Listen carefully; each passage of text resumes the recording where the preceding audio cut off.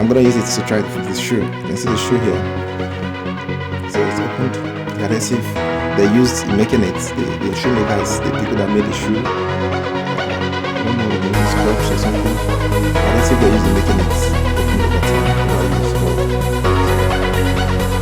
over time. You simply rub it. The surfaces, the substrate, and that's how you do it.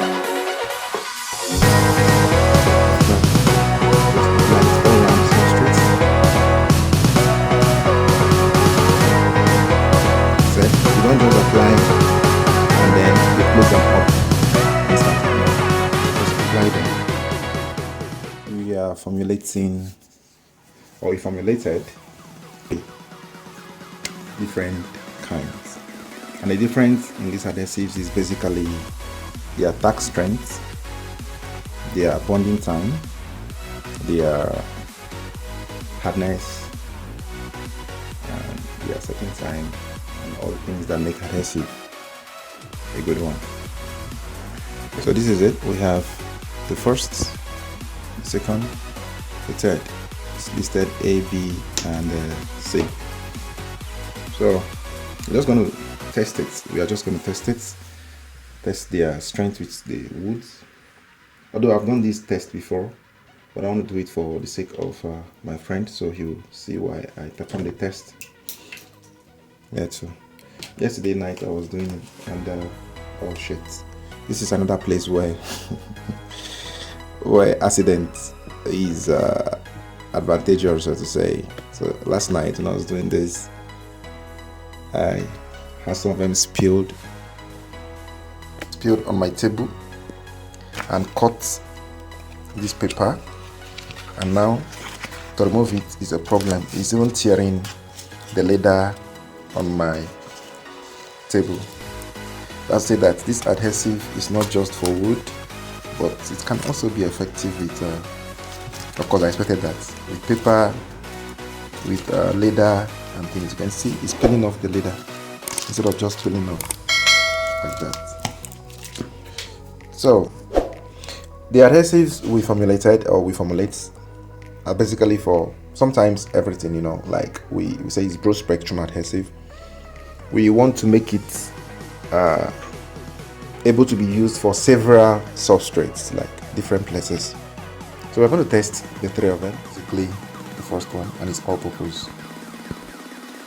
Like I said, the up-purpose here is for wood and others. So since I labeled this A, the woods I've assigned for the test, I'm going to choose the woods that have A, A1, and A2. I mean A2 is A1 and A2. So you're going to try to join this with the adhesive first. That's the first test. This is the method of application for this adhesive. Just the way it is. You apply it on the surface and wait for it to set a little and soak into the wood. Then you apply on the second surface. Now when we say this is contact adhesive, this is basically what we mean. So they have to come in contact with themselves. So this is A, A1, and that is A2. So when they are dried, when they are set a little, we bring them together, and that's it. We leave them to set and cure completely. It may take long time to cure, but it takes short time to set. So once they are set, we keep them together, and then they cure over a long the period of time that allotted for them, and then that is it. Okay. Method of application of this adhesive is the same for almost every substrate you want to use. Like for instance, I have my shoe that's spoiled, so one of my shoes that's faulty, so I'm gonna use it to try to fix the shoe. You can see the shoe here. So it's opened. The adhesive they used in making it, the shoemakers, the people that made the shoe, I don't know the name, is corks or something. The adhesive they used in making it opened over time, over use for use. So I'm gonna use some adhesive.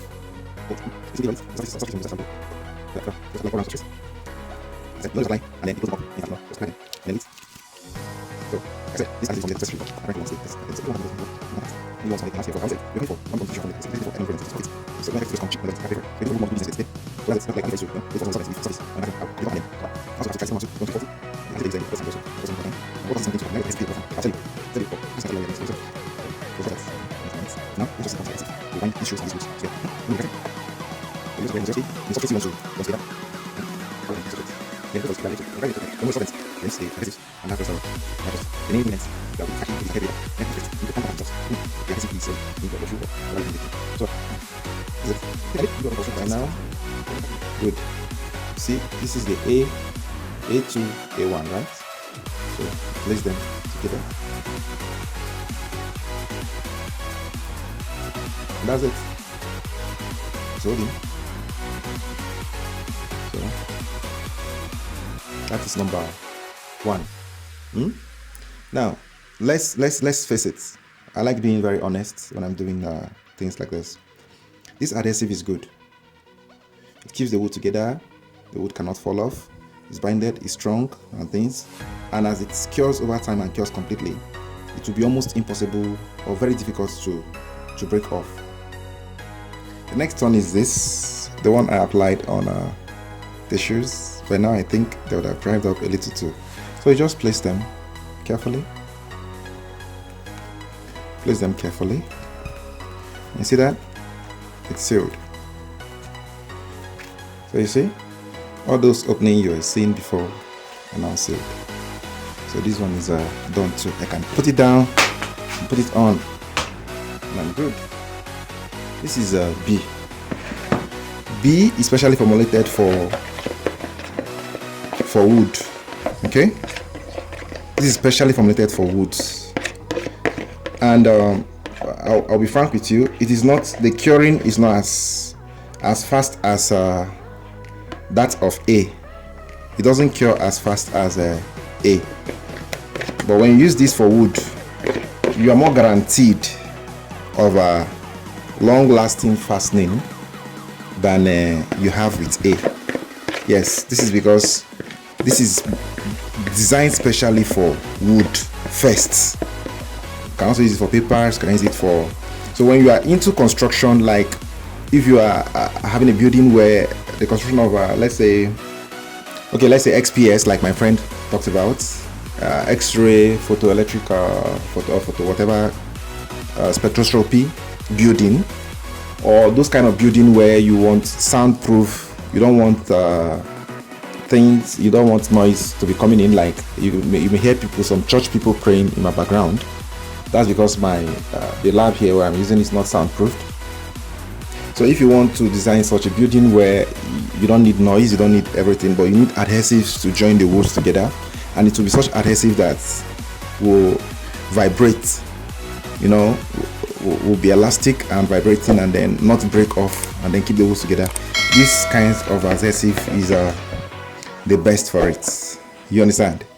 So I'm going to apply this too in B. Okay, so we're going to use where this is 1B, this is a B2, so we'll look for the corresponding B. Okay, this is corresponding B1. Okay, it's like this too, still B1 and B2. So this kind of joint, this you find this joint a lot in woods too, right? Not just straight joint, but joint that we applied it. We apply it first on it. This one takes longer time to cure, unlike the first one. Okay, but when it cures and when it sets, is permanent. Okay.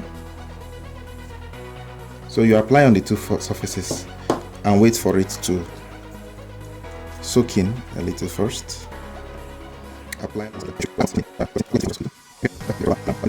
You notice when it stops dripping, that is when you notice that this thing stops flowing and stop dripping. That's when you bring them together. And that, okay, polymerization have started, so they can start bonding themselves. Like I told you, this one is not as it doesn't set quick like A. So if you are in woodworks, you know how to use this. When you apply them, you keep it and wait for it like that. Just keep them in that steady state. Okay? So that is how most wood glues. You can now try and see that the bonds are almost impossible to break. Okay? That is the way these ones are. Not unlike this one, where once you just keep it, it loose. But like I said, this one does not offer lasting and strong bond compared to these ones. These ones are specially formulated for wood. So let's go to C. Like I said, C sets fast, like very, very fast. Okay, Not very, very fast, but it sets fast. Okay. So this is C. We're going to look for C. This is 1C. Okay, it's under C1. Okay, no, not this joint. This place will not. Okay, this place will fit better. This is C1, and that's C.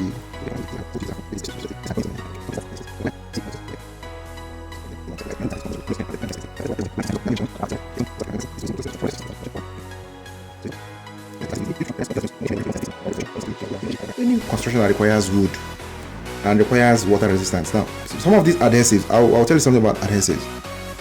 When we formulate them, sometimes we have the customers at heart when we're formulating.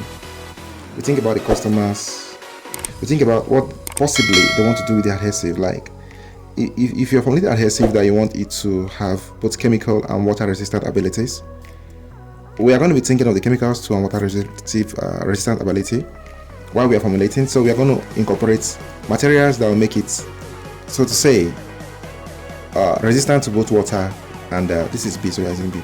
Resistant to both water and chemicals. I don't know if you understand what I'm saying. So if we are formulating adhesives that we want it to just be especially chemical adhesive but can soak in water,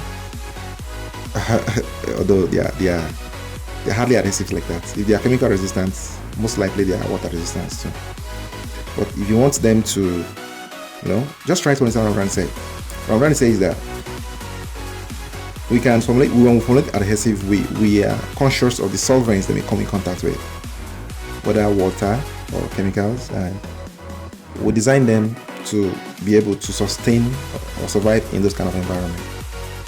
So if we are designing adhesives where we want it to be more flexible, or we want it to be more elastic, yes, we know the additives to add to it to make it more elastic. Like this particular adhesive we are making now, they are not good for these particular ones. You see these ones that look like green blue color, I said formulated for especially for woods. You cannot use them for shoes like the first one I did. That reminds me, this one should be dry by now. Like this one, you can't use them for this particular adhesive, although they may be good with leather. But the thing is, because of their because they will take time to set. You don't require that for leather. You need something that will set on time and bond on time too. So that's one. Then the next thing is that the leather materials may not really go well as a wood material with this adhesive, so you may not necessarily use them for leather. And the next thing is the leather, like shoes, the shoes I'm wearing now are flexible. You need adhesives that will be very flexible, elastic, so to say, that will move. When leather is moving, your legs are bending, the leather is going along with it. The adhesive you are using has to be moving like that too. You understand? This is exactly why we don't use epoxy resin based adhesives for leather works. No, we use it for rigid works, like like a rigid work, a floor or joints. We use them in joints, in wood joints too, or something. Or want a very hard adhesion. And then for metals to metals, but we basically use them for surfaces where you don't need flexibility, you just need rigidity and strength. You understand? So if it's adhesives that are required for places that are flexible or elastic places, we are going to use adhesives that are elastic too. I don't know if you understand. We are going to bear these things in mind when we are formulating them. So let's copy these ones that we have. You see one and C2, they are a little dried up now. So let's bring them together. See? Bring them together. And then you keep it like that. So it will dry and stay like that.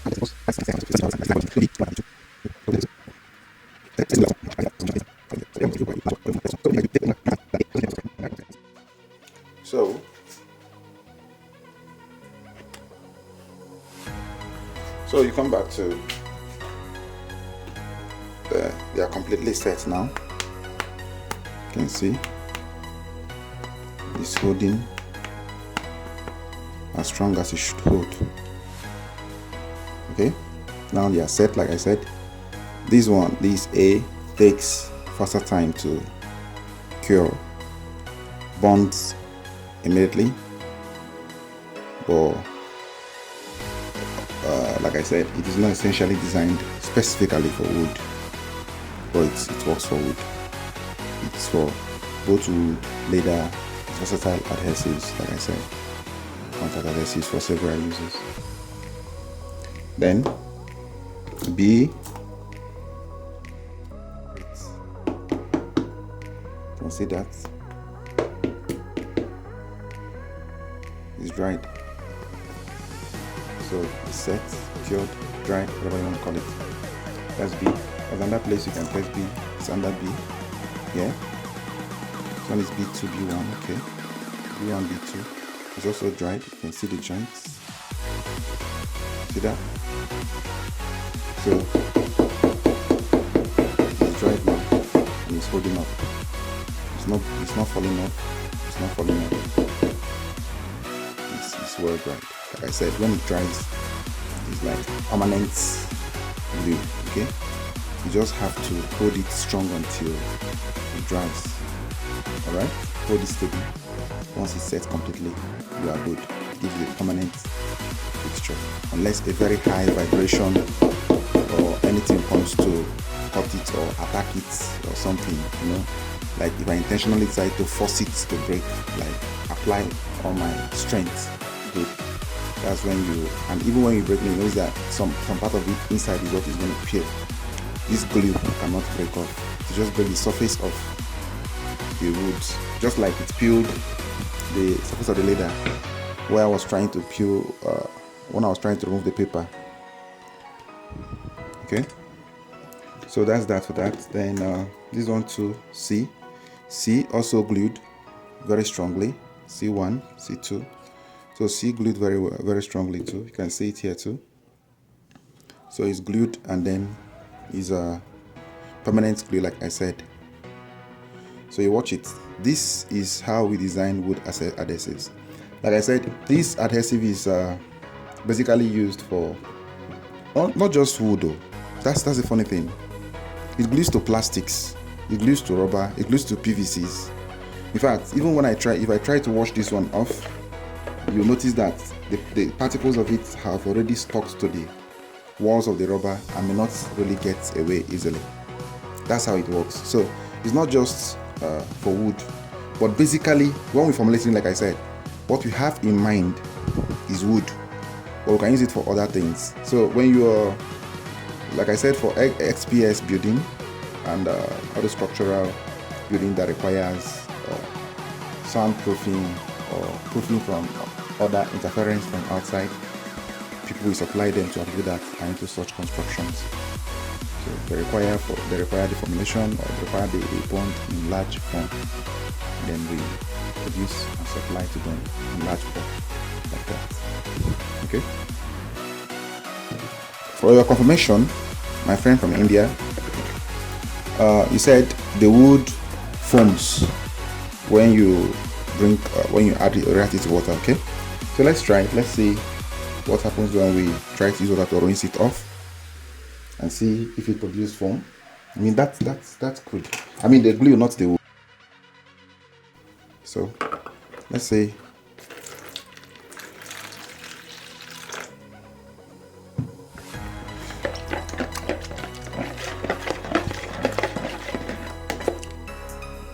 Is that the kind of foam you're talking about? I'll stir it more and see. So it's water soluble. You can use water to rinse it if it has not dried, and it will produce a foam. You can see foam bubbles. If I agitate more and agitate more and agitate more,